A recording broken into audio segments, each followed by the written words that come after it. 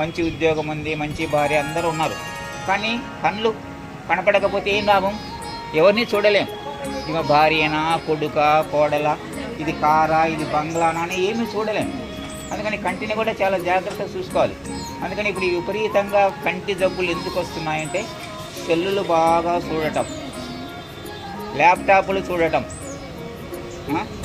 ఇంకా సినిమాలు చూడటం, ఇంట్లో కొద్దిగా సమయం ఉన్నా కానీ టీవీలలో సీరియల్ పెట్టుకొని చూడటం, ఇలాంటివన్నీ చేస్తున్నాం కాబట్టి మనకు అనేక రకాల జబ్బులు వస్తున్నాయి. కానీ కంటిని జాగ్రత్తగా వాడుకోవాలి. కంటిని కూడా జాగ్రత్త, అన్నీ కూడా మనకు బయటికి కనిపించే అవయవం. నెక్స్ట్ కర్ణయోర్మే స్తోత్రమస్తు. చెవులు ఉన్నాయి.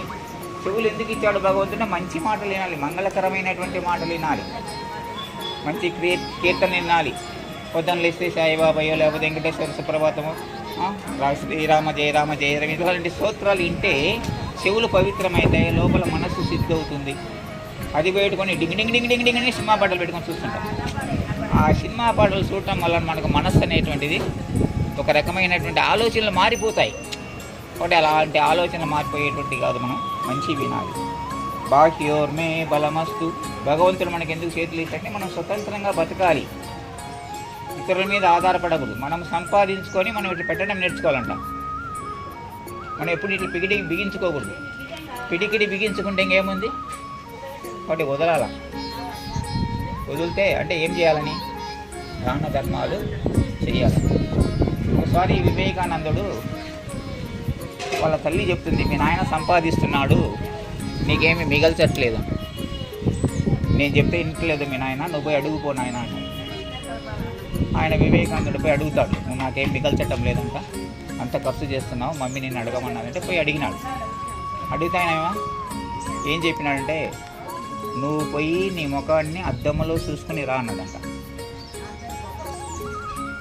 పోయి అద్దంలో ముఖం చూసుకొని చేట అర్థమైందా అని అడిగిందంట తండ్రి.